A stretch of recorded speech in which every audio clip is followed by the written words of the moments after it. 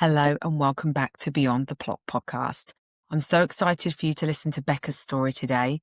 She's a phenomenal writer who's released over 18 published books, and she writes under 3 different pen names. So her story is very intriguing. We talk about the creativity behind these pen names, behind her books, behind these genres, and hear her story on how she became a published author. So tune in. It is a Christmas Eve special. We have one more episode to release for 2025.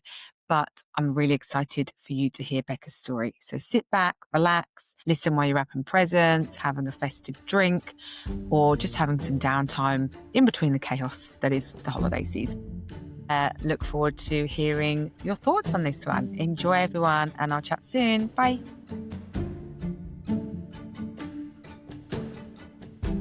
Hi, Becca. How are you? Hi, I'm good, thank you. Thank you for inviting me on Beyond the Plot. Oh, you're welcome. Thank you so much for joining. It's lovely. It's just really nice to talk about writing with anyone really who's interested in the process, So it's Yeah. an honour. So thank you. Oh, you're welcome. It's an honor to have you. And I'm really excited to hear your story. I've been following you on Instagram. I've done a bit of research myself on kind of your journey so far, but Mm. I know the audience, are keen to hear your story of like how it first started. But before we kind of get into that, Mm. do you want to give yourself a brief introduction to everybody? Okay, sure. So my name's Becca Mascull, but I write under many different names. So I started off writing under my own name, Rebecca Mascull, and then I went on to write, and that was historical fiction, and then I went on to write saga fiction as Molly Walton. So it's still Mhm. historical, but it's a slightly different genre. So it's about families over generations, and I've written about Shropshire and Ironbridge and the Industrial Revolution and so forth. And I've also written about North Yorkshire and World War II as Molly Wow. Walton. And then about 3 years ago, we decided to try something different because why not? And I started writing rom-coms as well as Harper Ford. So I'm just Amazing. writing my 4th rom-com as her. And I do think of them as separate from me. It's Yeah, like yeah. Harper. I say, "Oh, Harper would think this, and Harper would think that." It is. I guess it's part of my personality, but I do kind of think of them as separate entities. Yes. So yeah, that's where I am right now. Right now I'm writing my 18th novel, I think, for Wow. publication. Yeah, so I've been doing this game for a while, Wow. and been through lots of iterations and on the journey. So yeah, Yeah. I think it's quite interesting for people to hear about someone who writes in lots of different genres, but Yes. actually it's far more common than you might think because Yeah, yeah. I've noticed that actually with the authors that I've spoken to. I mean, some have like, for instance, Mary, who was on the podcast recently, she's got her debut coming out, but a lot of the others are well established. Some Mm. who have just stayed within their own, but a lot who are now or have ventured into different pen Mm. names or pseudonyms. Quick question for you then on that, because Mm. you've had a few now. What tends to happen? Do you tend to then focus on one at a time?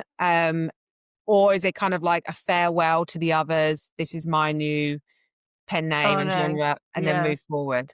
Yeah, the first in a Yeah, way, but it doesn't really work like that because they all run concurrently. So yeah, until now, for the last 2 years anyway, I've been writing 3 books a year, which yeah, I'm not going to do anymore, I hope, because it's too much. And yeah, I think it's gonna lead to some burnout. I think yes, if you're self-publishing, it's different. You set your own timetables, you decide when you're going to publish, and the editing process is a lot quicker. So some self-published people will write several books a year, and under their own sort of yeah, routine. But in traditional publishing, writing 3 books a year is a huge thing. And I yeah, I have done it for a couple of years, but I don't want to do it anymore. It's just too much, because you've got 4 months to research, plot, yeah, plan, and then write a book, hand it in, and then the next one starts. But of course, then you've got the editing process for the last yeah, one.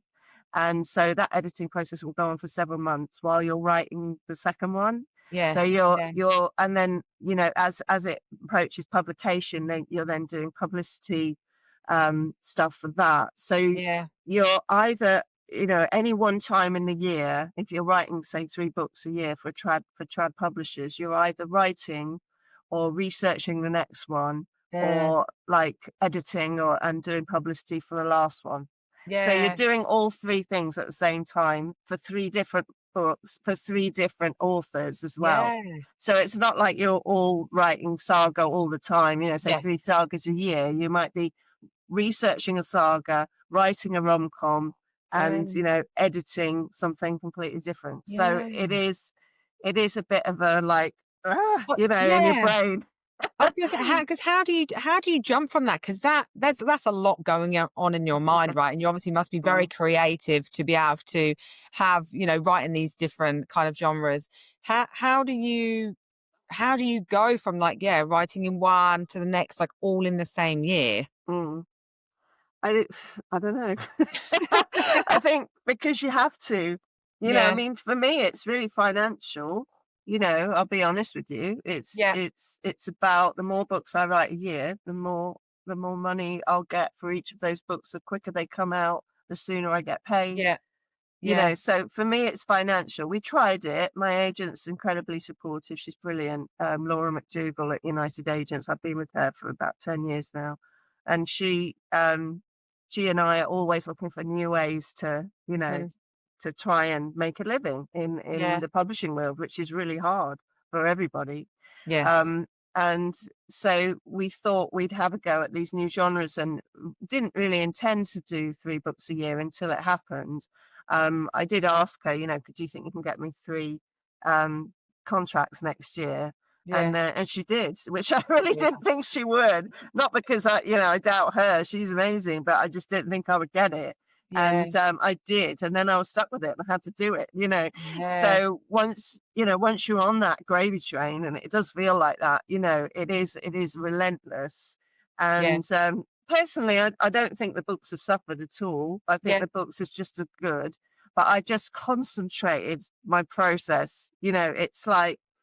It's like tomato puree concentrate, you know what I mean? It's like you haven't got time to sit and think with a Mm. big quill and wait for inspiration. You're like, "Okay, what's the next one? Alright, we're suffragettes. Yeah. Right, suffragettes. What can we find out about suffragettes?" And then, Yeah. and it's practice. Honestly, just practice. Yeah. I've written these books for a long time now. I know my own process, and I've Mhm. just had to kind of consolidate and concentrate it so that I can do it in 4 months. Yeah. But that's not much fun, you know? No. And, it's a career. I'm trying to earn a living, so, you wouldn't always expect these things to be fun. But at the same time, I don't want to get to a point where I am burnt out Yes. and that process isn't working anymore. It's worked Yeah. for 2 years, and it was an interesting experiment. But I think, in the future, if I can financially, I would like to do 2 books a year, or maybe Yeah. even 1, which would be the dream. But Yes. with that in mind, in April, I set up a new business, which was, as a book coach and writing mentor. Yeah. And that's actually going really well, so well at the moment that I think my goal of perhaps writing 2 books next year, and then maybe even 1 book in the future, if the business continues well, Yeah. then I'll be able to do that, which would be Amazing. awesome. So yeah, it's something, it was the right time. I'd been a Royal Literary Fund fellow at Lincoln University for 5 years, which is Mhm.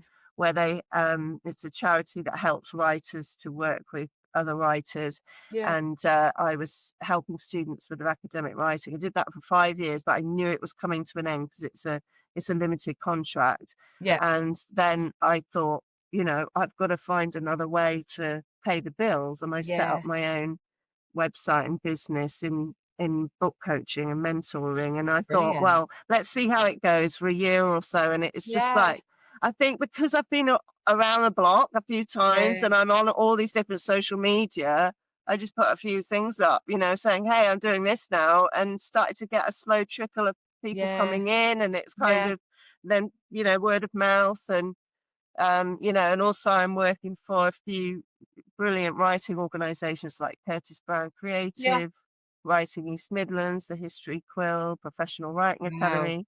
And literally all I did was I just sent them my CV and said, look, I'm doing this now. Do you need any, manuscript assessment? Do you need any Yeah. editors? Do you need, and I get some lovely work from them as well. So it's a kind of portfolio career, as I think you often have to be as a Yes. writer. Yeah. So I am usually doing about 7 things at the same time. And you You're not just get giving used yourself to that. Yeah, I was gonna say you're not giving yourself an easy life here. It's yeah. No, Yeah. but I don't wanna do anything else. That's No, always and my motivation, you yeah, know? yeah. You've obviously got a love and a passion for it that drives it, right? And Yeah. but yeah, that's intense. Like in terms of your writing then, I mean, how do you set that out?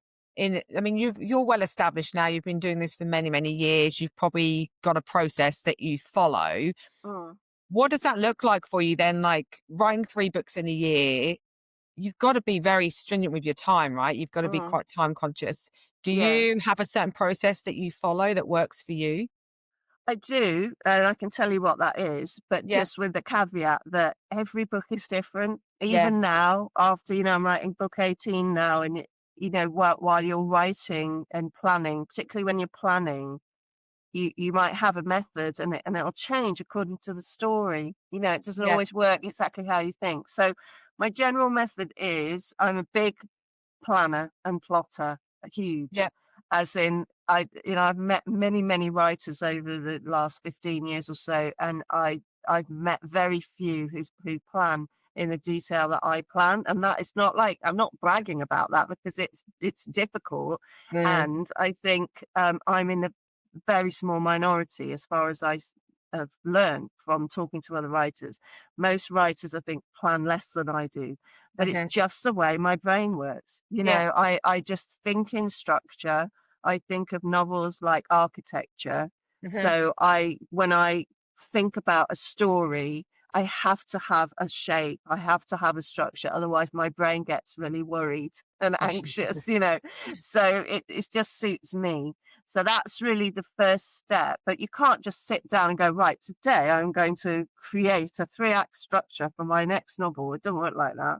Yeah. So there is a mysterious process that is happening at the same time. Okay. And the way that I encourage that is I just start immersing myself in the subject. So that's the first step. So whatever it is that I know I'm going to write next, and quite often that has already been agreed with the publisher. Hmm. So it's not plucking a story out of thin air, Yeah. saying, what shall I write about today? It's like, okay, this next one is going to be World War One. All right. Yeah. So what can I say about World War One that hasn't been said before, perhaps in the way that I want to say it? You know, Hmm. because subjects like that obviously have been done a lot, a Yeah. huge Yeah. amount. So I have to think, where's a niche that I can find for my characters that is interesting, Yeah. and has heart, makes you Yeah. care about what happens to them. So that's the first step, really. And that's a very amorphous kind of step that does very much rely on just reading and watching things and listening to podcasts and that kind of thing. Yeah. And then I buy a new notebook for every book. And I, and that's just a pleasure, new notebook, and I just start filling it. I start filling it with ideas, and those will be random, and they will Yeah. come thick and fast. Eventually, it might be a bit slow to begin with, but once I start reading and watching and listening, my brain will then go, okay, this is the focus now, and it's Yeah. like a radar opens up.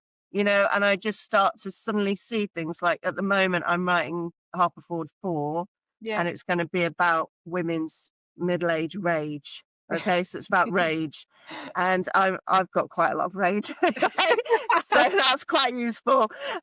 But also, I'll just suddenly a podcast will present itself, or there's that program on TV because my brain is now like queued up for it. Yes. It's like cocktail party syndrome when you can hear your name in a crowded room. It's Yeah. like that, but for that topic, whatever that Yeah. topic is. So I'll suddenly start noticing, that looks interesting. That's about what I'm writing about. So Yeah. I think a lot of it is done in the subconscious.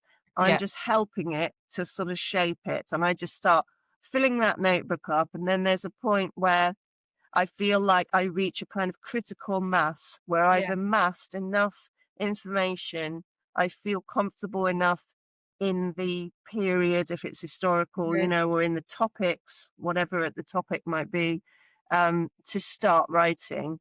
And Yeah. at that point, I sort of push the notebook aside and I get a massive piece of paper. I'm pretty old school. I get a big piece of paper and I draw out a kind of arc like Mhm. that of the sort of classic three act structure. Yeah. And I just start filling in the sort of key moments in that quite broadly to begin with. Inciting incident. What is the thing that's going to set my character off on the journey of this novel? The Yeah. story. What's the midpoint going to be where everything changes and it's a point of no return? What's the dark night of the soul gonna be? What's the Yeah. the darkest moment in the story?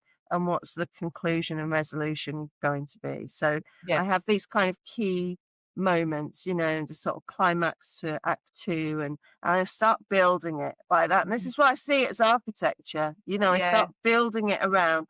That's the bones as well, and Yeah. then my job is then to put flesh on the bones. So as I'm researching, that will bring ideas, especially with historical, I've found, but no, that works with contemporary as well. So you'd be reading a book about the subject, and it'll reveal something to you that you had no idea about. So that will sometimes change the trajectory of the story according to something interesting Mm. that I've read and thought, oh, I've got to get that in. I've got that's so interesting. I've got to get that in. Yeah. So like I had The Seamstress of Warsaw was one of my books. Set in London and Warsaw, and that was going to be the two settings, and it was going to be sort of about a third of it in London and then two-thirds in Warsaw. And then I read this amazing book about a family of Jewish brothers who created a village in the forests of eastern Poland and survived the war in living in this village in the forest. And I was just like, whoa, that is so Yeah. brilliant. Yeah. I want my character to go there. Do you know what I Yeah. mean? So Yeah. like I thought, okay, I'm going to change the whole story and I'm going to have London's Act One, Warsaw's Act Two, and Eastern Poland forests are Act Yeah. Three. And it worked beautifully actually because you had Yeah. these three, Yeah. wonderful settings that were all so different from each other as well. And it worked perfectly with the story.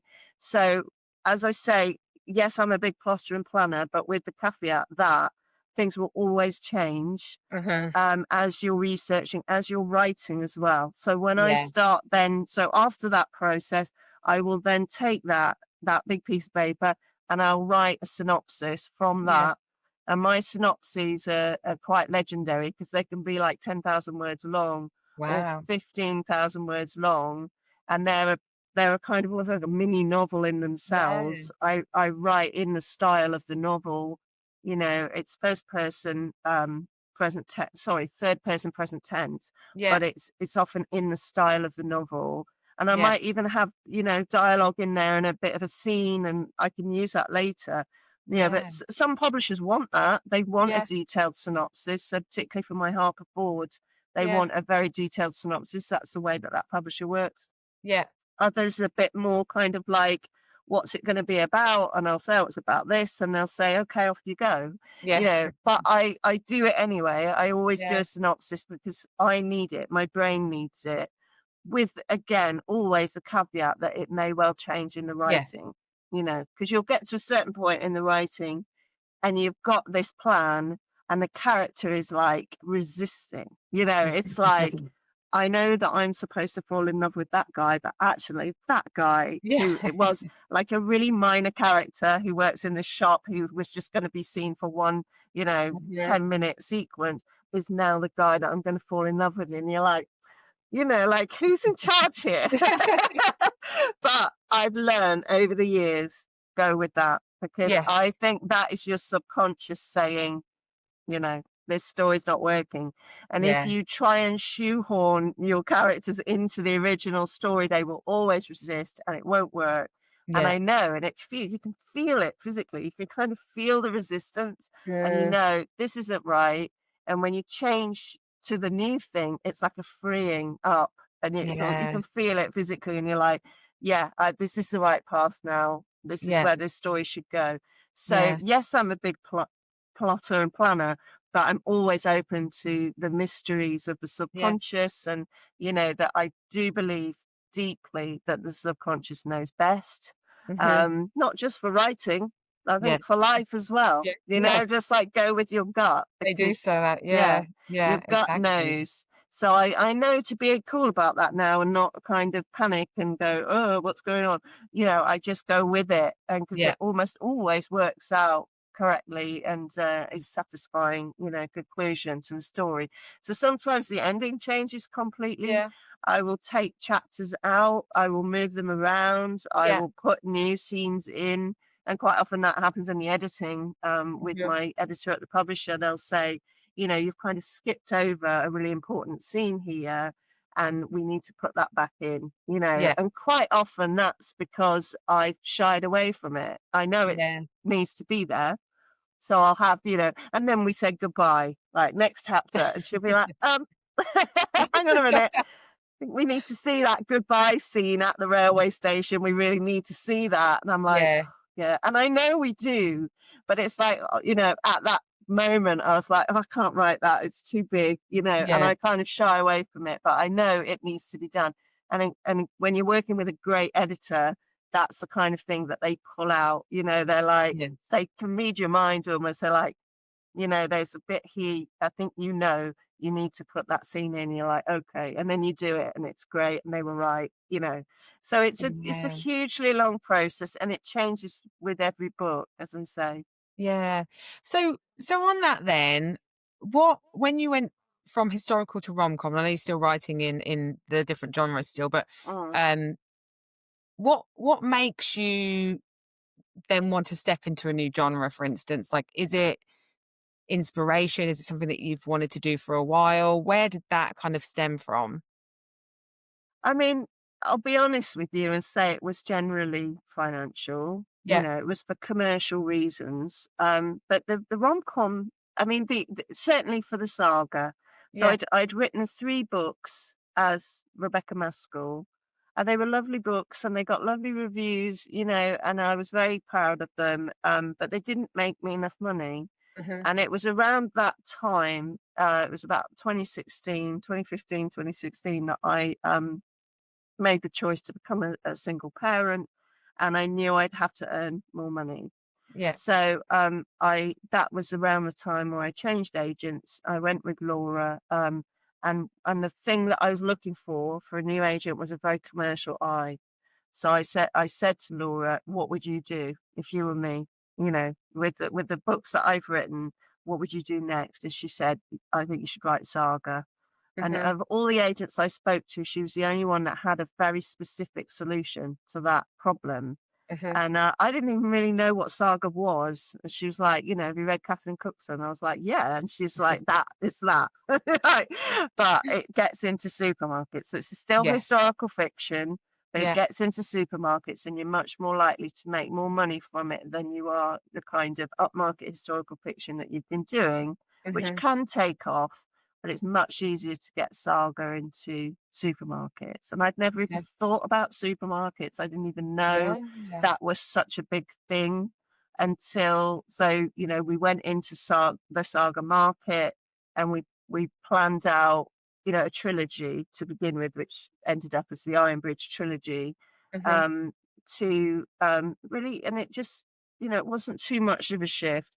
I read a lot of sagas. I understood what the core components of a saga were, and what readers were expecting and looking for and wanting, by looking at lots of different modern, I mean, modern as in written now, Mm. as in opposed to Catherine Cookson.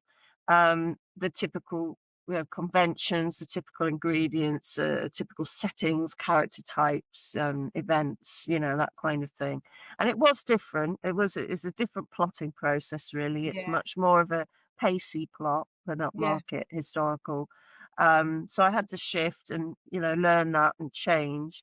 And also something I'd never done, which was learning how to write a series of books, which I hadn't done before. So all Hmm. my previous ones were one-offs, but also at the same time make each book a standalone.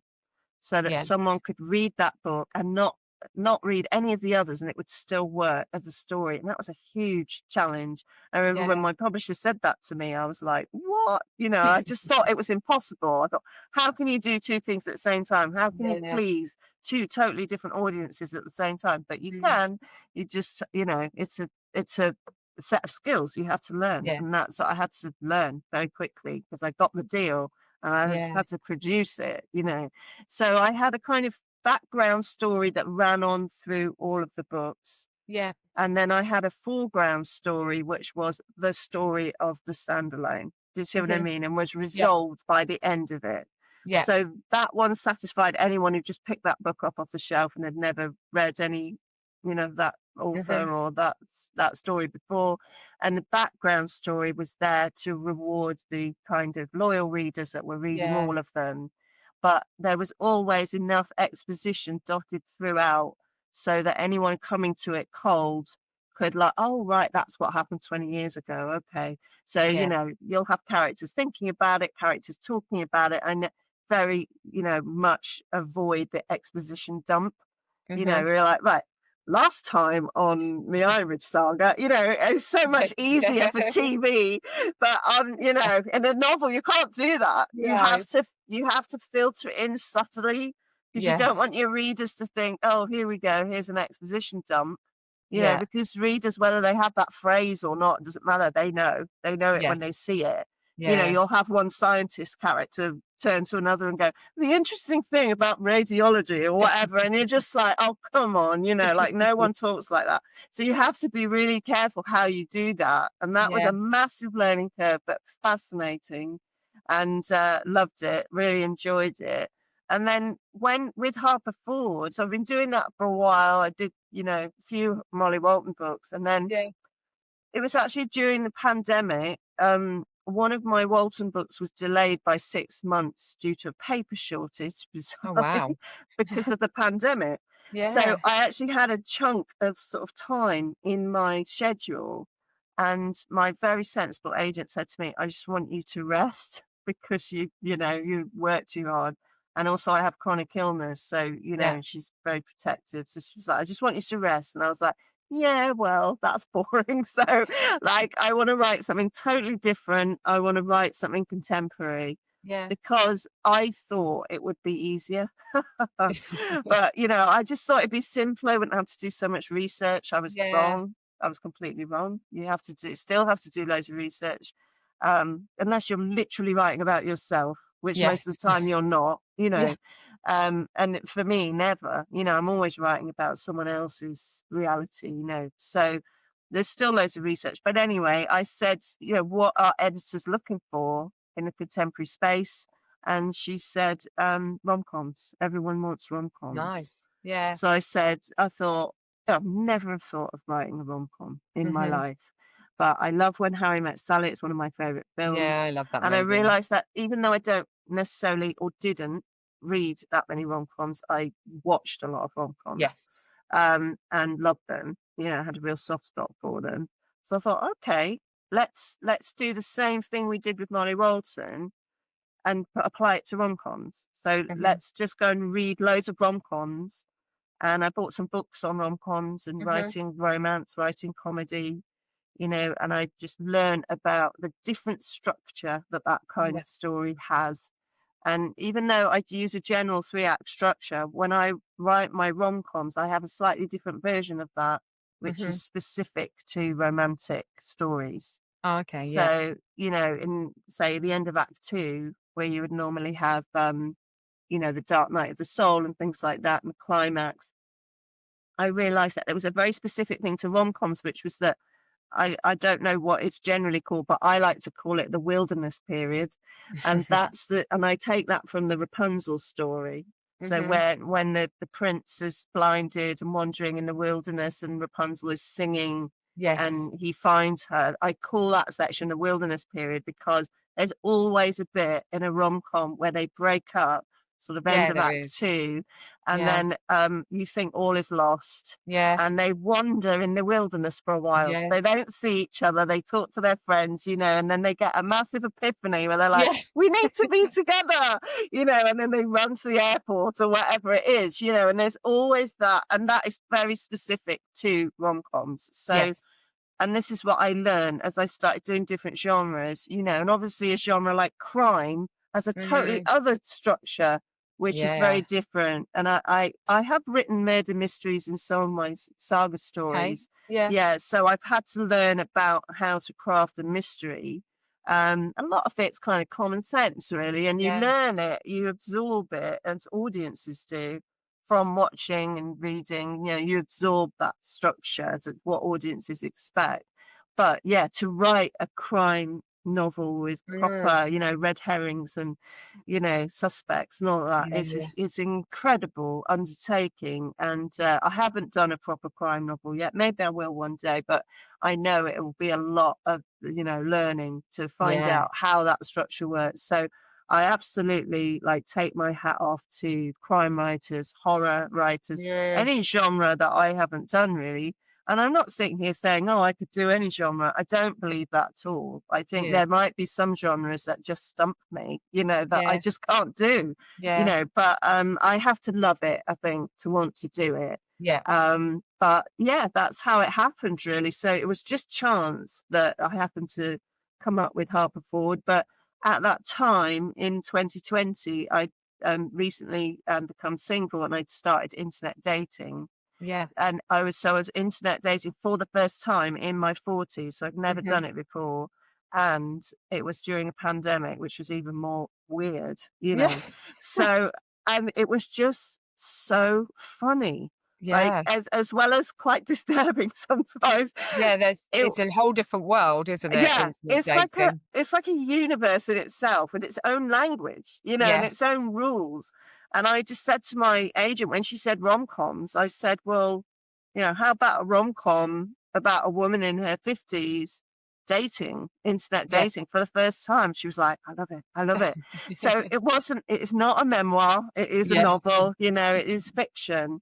But obviously, I knew that world, so the research had already been done. If you see what I mean, I Yes. didn't have to Yeah. go and research how to internet date because I Yeah. knew it from the inside out. So I could create Frankie, the main character, became divorced, not dead, from what I already knew, Yeah. and then put her story within that. And it was just such fun, and it was just a joy to write because it was completely different from anything I'd ever done before. Yeah. I didn't know how to voice a rom-com. I had my Yeah. historical voices, but I didn't know how to do it. So I just thought, well, I'm just going to do it first person, present tense, and I'm just going to talk to the Yeah. reader. And I remember sending it into my agent thinking, she's going to say, this is, rubbish. And because I didn't know what I was doing. And Yeah. I knew what I was doing structurally because I'd Mhm. researched that. But voice was, yeah, viewpoint. And she loved it, and the publisher loved it. We got a deal with Amazing. Avon, and they just said it's like listening to your best friend talking to you. So I was like, "Okay, yeah, that'll do." So that's kind of what I've always kept in my mind with Harper Yeah. Ford. So Yeah. every character is different in all 4 books, but Yeah. the thing that links them all is it should have this easy style that feels like you're sitting having a drink with your best friend and they're telling you loads of stuff about their lives, and Yeah. what they and I think that's what people respond to. And it's 100%. also very realistic as well. I try and make it as realistic as possible. So I will talk about things that people don't particularly like to talk about, Mhm. like sex, like diarrhea, like, just like stuff. There's a whole diarrhea scene in All one of the in books. there. And it's just like, why not? Because that's real life. And Yeah. I've had messages from readers saying, there was one of them was a menopause book, Hot Not Yeah. Bothered. And I had a reader contact me about one of the conditions that is related to menopause that I mentioned in the book that one of the characters thought she had.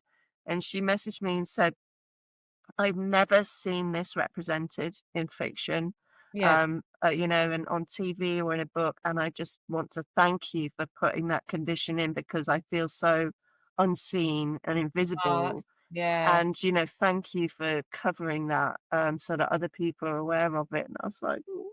Oh, that's That's so lovely. lovely.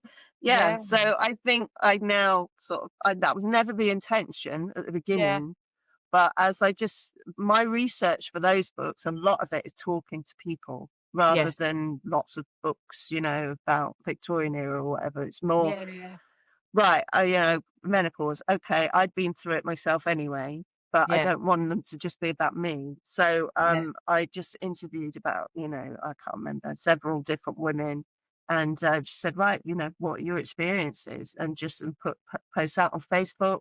Message Mhm. me if you want to talk Yeah. about this. And I've done that with a lot of different topics. I put one up on Facebook about rage recently because I knew I was going to be writing it soon. Yeah. So I just put this post up and just said, right, next Harper Ford's going to be about rage. So can you just like comment and tell me something that enrages you that is really trivial and petty? I said, I don't want to get into deep politics stuff and I Yeah, don't want yeah, arguments breaking out in the comments. Just it's really petty, it's really but it just drives you nuts. yeah. And that is probably the most popular post I've I can ever imagine. done. Yeah. Literally hundreds of comments of people go, oh my God, and this, and this, and this, Yeah. And Is there one that stood out to you as like the top? oh God.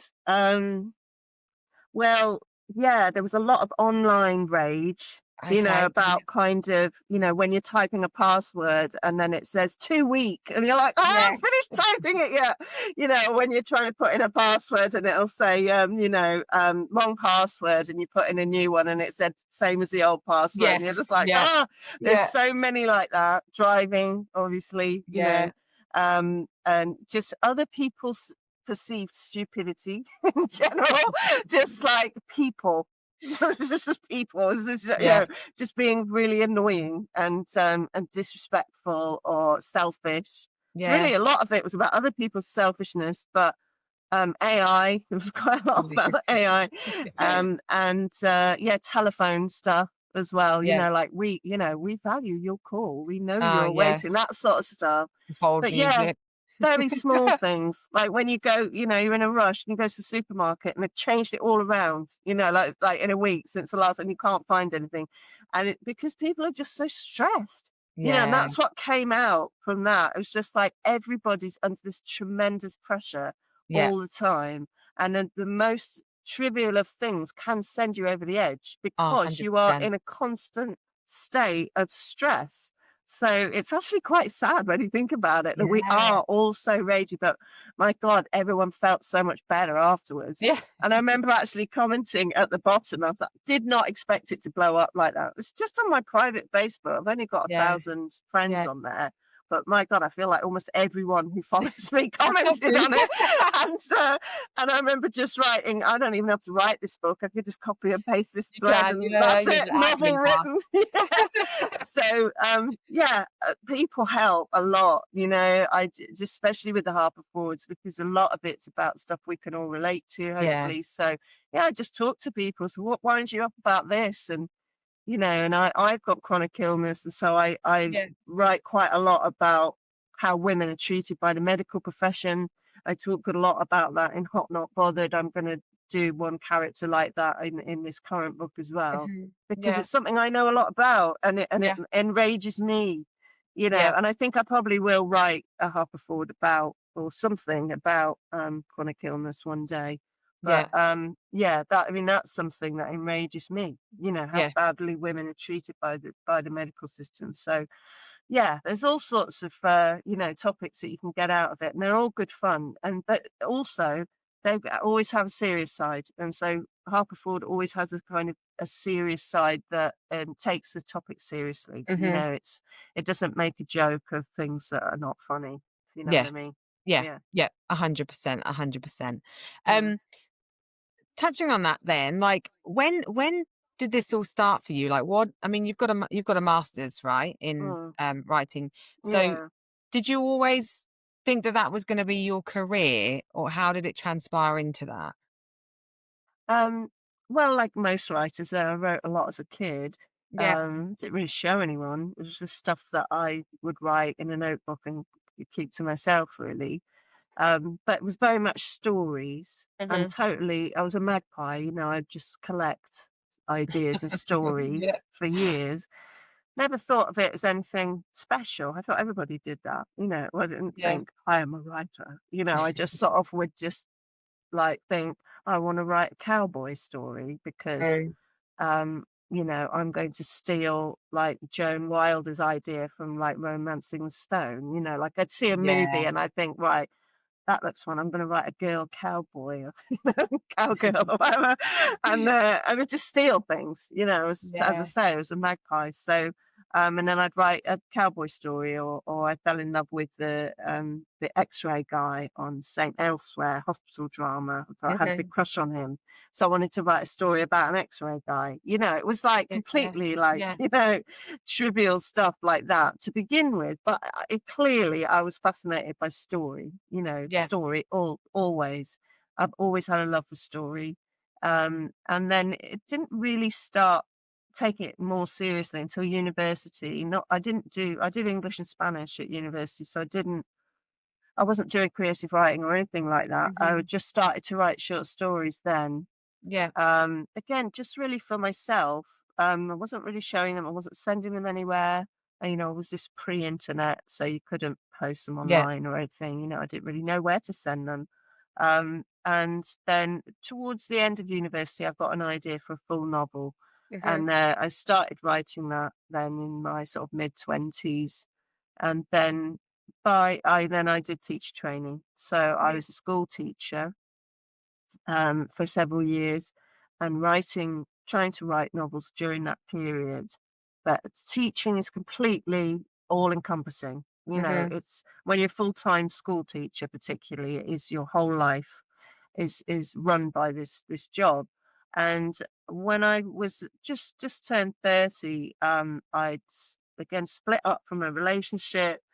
These are often the turning points in my life when I dump someone and then move on, and I'm like, right, I'm free, I Yeah. can do whatever I want. So I Yeah. like, yeah, dump someone, that's a bit mean.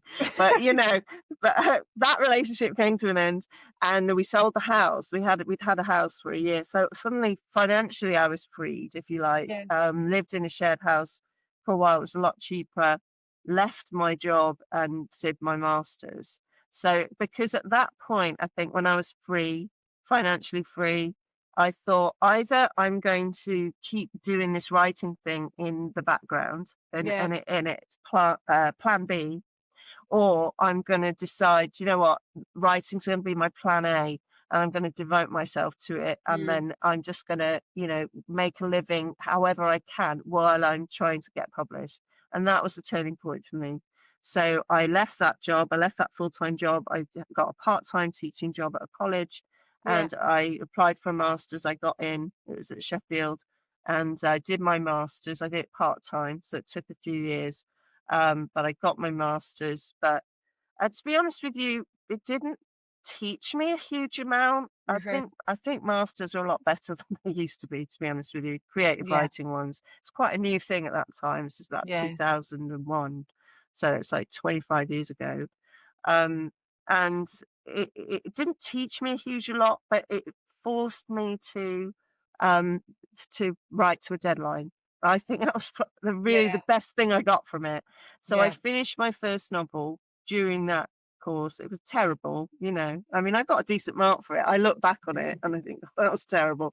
But I was learning, it was my Yeah. apprenticeship. And then I also did a writing for children sort of secondary Okay. one in that master's as well. Yeah. So I wrote a children's novel and I got an agent for that. Wow. But it didn't get anywhere, didn't get published. I got an agent for the first book as well, but it Yeah. didn't. I got three agents actually for that book, but they didn't go anywhere. And then I wrote my third novel, which ended up being Seamstress of Warsaw, but didn't get published until about 15 years later. Wow. So I that went around all the publishers, and everybody said no. We rewrote it. I had an agent at that time. We rewrote it completely Mm. during that process. It still didn't get a deal. So this is years of time, years and years and Yeah. years that this took. And I just had to be really bloody minded, and Yeah. just like this, there were many, many times where I thought, what are you doing? I'd had my daughter in the middle of writing The Seamstress of Warsaw, so, Yeah. that book itself took 3 years to write because I was only really writing it 1 day a week because she would Yeah. go to her nana's 1 day a week, and I would write all day, and then she'd come back and, it'd be full Yeah. on, motherhood. So, um, that whole period until I wrote my 4th novel, because I nearly gave up after the 3rd one, and the agent said, "Go and write something that you just wanna write, that you love. Anything that just really fascinates you, just go and write that." Which was very sensible advice, and I always wanted to write a book about the deaf Yeah. because I'd worked with deaf students when I was teacher training, Mhm. and it just always fascinated me. Sign language fascinated me, the deaf brain, the differences between the deaf brain and the hearing brain. I'd actually written an essay about it for my teacher training as well, and I was completely fascinated by it. And one day also, I'd sat on a bus with one of the deaf students, and I didn't have any sign language, and he didn't lip read. So we just sat there, and I thought, okay. And I got out a notebook, and I said, do you mind if we have a conversation on my notebook? And he was like, yeah, Yeah. great, let's do it. And we had this amazing conversation on this bus because it got stuck in traffic. And I Wow. just asked him, I said, "Do you mind me asking about, what it's like to be deaf? Or, Mhm. you don't have to talk about it if you don't want to." And he was like, "No, ask away."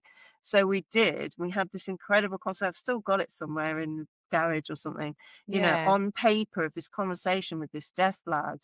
And it just blew me away. He Wow. taught me so much stuff about, just what it's like to be a deaf person in a hearing world, and the things that he can do, things that he can't do. It was utterly fascinating. So I'd Yeah. kept that in my brain, in a Yeah. box literally for years. And I Yeah. thought, "Do you know what? I'm gonna go and write this book about deafness." But I'd just written a historical novel, the Warsaw one, and I Yeah. thought, "I'm really into historical now." Like, my first novel wasn't historical, the children's book wasn't historical, but I'd never intended to be a historical novelist particularly, but I really wanted to write this Holocaust story, which was the 3rd one. Mhm. So I just started my 4th novel, and I set it in, kind of early Edwardian, like Victorian, and I have my main character was deaf and blind. I just Wow. really because I was really interested in Helen Keller as well. That was something else that I'd seen a TV movie when I was about 13 about Mhm. Helen Keller, and it just stuck in my brain all this Yeah. time. I wrote that book incredibly quickly. It was just like a kind of channeling. Yeah. The main character, Adeliza, just started talking to me. It was really odd. She was just Wow. like, and I Yeah. was just like, "Oh, I've got to write this down," and I just started writing what she was telling me. It was Yeah. like just, perfect kind of storm. Yeah. Everything kind of came together, a Yeah. confluence of ideas, and I just wrote it in a few months really, and then sent it off to my agent, and she sent it out, and we got a deal with Hodder and Stoughton within about a month. Amazing. So, how long did it take you to get to publish it? Oh, a month plus 12 years, 'cause Yeah. it was Yeah. 12 years, that whole process from beginning my master's Yeah. until getting that contract with Hodder was 12 years. Gosh. What do you So think kept you going? I'm an incredibly stubborn person. And I just, if I've got something that I wanna do, I'm like a terrier with a bone, like, I just don't wanna leave it alone. I'm just like, I Yeah. know. I think also, and I say this to emerging writers as well, Yeah. once you start sharing your work, you will get critiques, and you will get failures, and you will get, rejections. But if there's this is what I use for it. I am not a religious person at all. I'm an atheist, but it's what I call signs from the universe, right? Mhm. If you get enough signs from the universe that what you're doing is good, Yeah. you're on the right track. You're not there yet, but you're getting there, and you've got something, you've got something there. And Yeah. I was sending short stories off to competitions and things like that at that by that point. Yeah. And I got an agent. I got 3 different agents in that whole 12-year period, who said, "Yeah, this is good, Yeah. but you're not quite there yet." Mhm. If you're getting signs like that, listen to those signs. Keep Yeah. going, because I remember having a writer friend back then, and we were both unpublished at that time, and she got published eventually, and so did I. Mhm. But at that time, I was sitting with her and saying, "What if we're like those people on the X Factor who are tone deaf, and they're like singing, and it's just like a cat being Yeah. strangled, And then what's the guy called? Simon Cowell is Okay, yeah. like, right, you need to give up because you're Yeah. terrible and your family are enabling you and wasting your time, Yeah. and you will never make it and you are a terrible singer." And everyone goes, that's but actually I used to think good, like good for him for Yeah. speaking the truth. Yeah. I can't stand Simon Cowell, Yeah. but I'm just saying sometimes people You need to need hear that. that.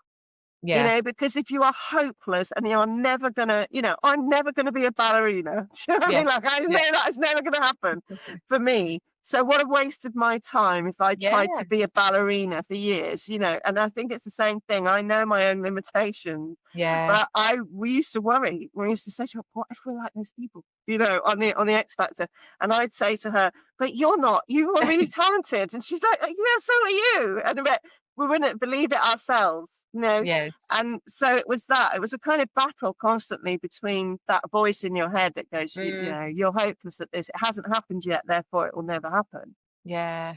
And how long? How long do you wait? How long do you keep Yeah. battling? I don't know. It was 12 years for me. Might be Yeah. 6 months for someone else. Might write something, send it off and get it Yeah. published like that. You I just know don't it's a know. different world now as well, isn't it? It I feel is. like Yeah. social media plays a big part in it, and, Yeah. if you've got a strong enough following, that can Yes. be a little It's bit of a very different. push Yeah. across the line as well. But I think the biggest thing is like, yeah, if you love doing it and it's a passion of yours, then just have that perseverance, right? And just, I like Yeah. that. I like the comment you made about, yeah, if there's signs, little Yeah. signs along the way, like that's a really good cue to pick up on, because Yeah. if you think back, yeah, where everyone first started, you've got to see some kind of progression, right? But yeah, Yeah. knowing, Well, you're quite right. A lot of it's changed. Back yeah, then, we're talking early 2000s, everything was on paper. yeah, You sent in, remember having like 50 brown envelopes yeah, with, wow, the first 10,000 words, and you would yeah, send them off with a stamped addressed envelope to return. yeah, And you'd get up in the morning and you'd hear this thunk, thunk, thunk. And it was like 3 brown envelopes had come oh, back through, and you yeah, knew they were all rejections because otherwise they would yeah, have kept them. So it was a totally different world. There yeah, was no, you didn't email anything.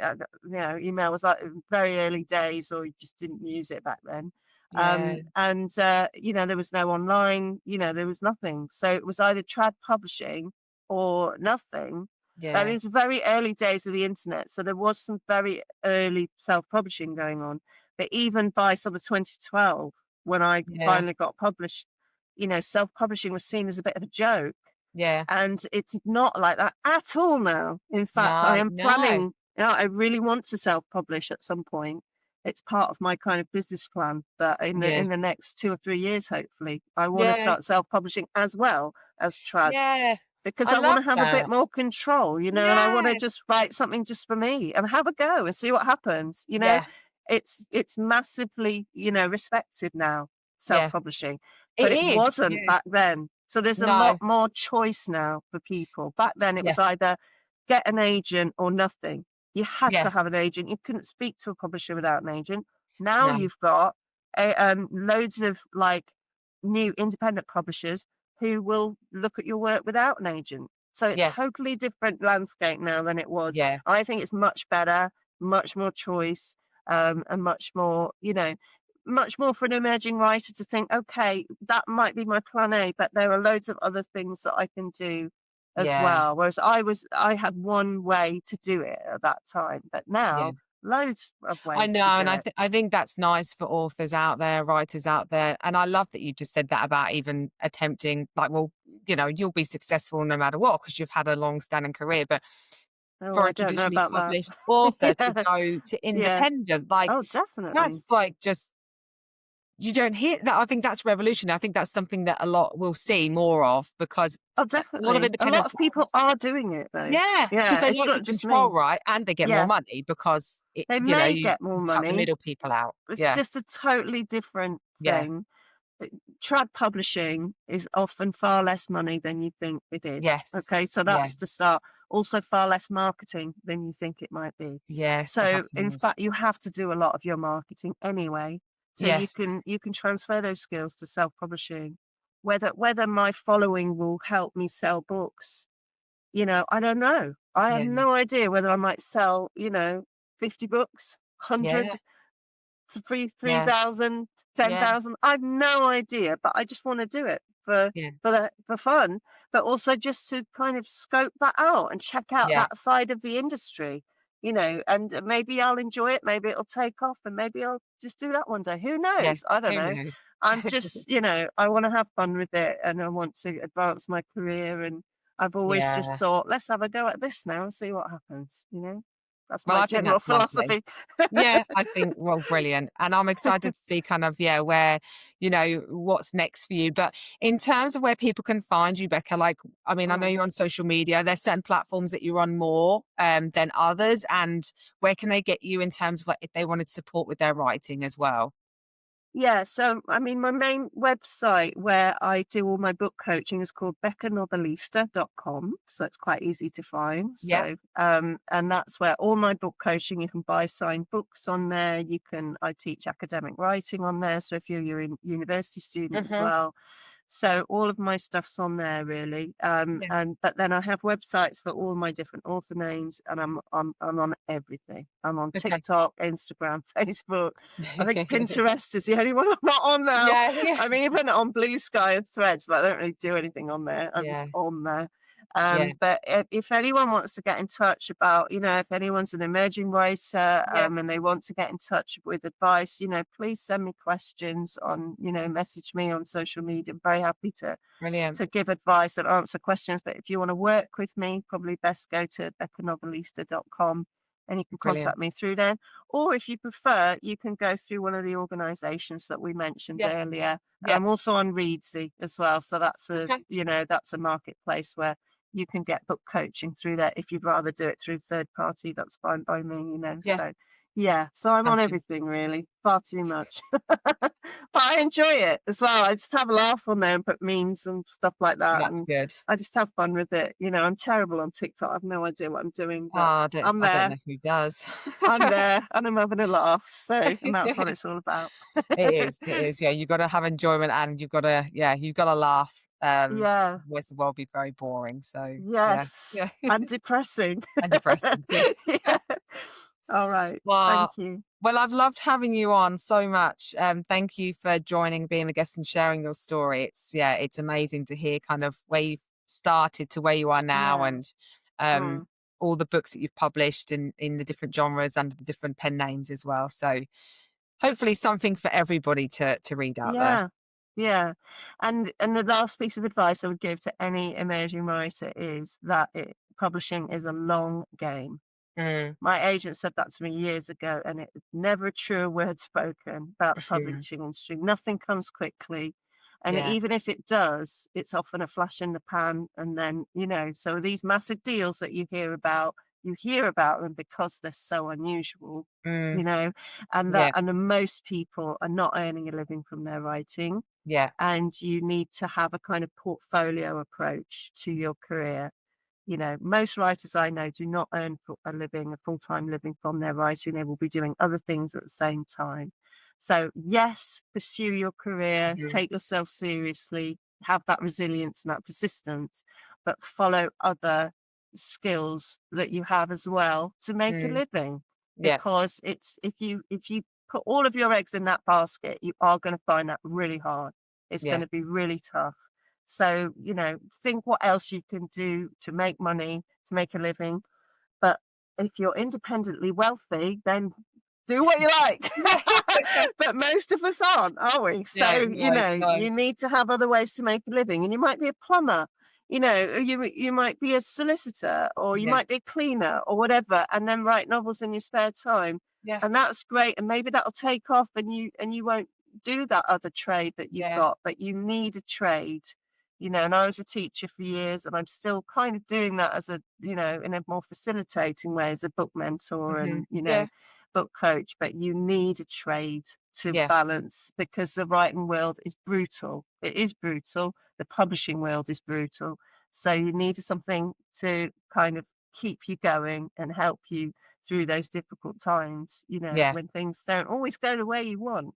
Yes. So yeah, but if you can just, have that persistence and resilience and self-belief will keep you going in the tricky times. I always like to Amazing. be realistic Yeah. about, but not depressing, like, a balance, be Yeah. realistic but optimistic as well. Yeah. I think that's great advice. Well, Okay. thank you so much. I've absolutely loved it, and yeah, look forward to seeing everything that's happening to you next, and all good things to Oh, come. thank you so much. It was a delight to be with you, and thank you so much for asking me to come. Anytime. Thanks, Becca. Bye. Cheers, and bye bye.